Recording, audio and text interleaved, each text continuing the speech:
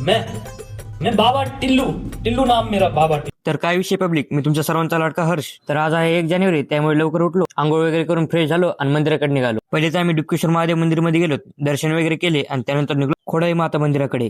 तर मित्रांनो, एक सांगायचंच राहिलं, आज 1 जानेवारी आहे, नवीन चॅलेंज घेतले.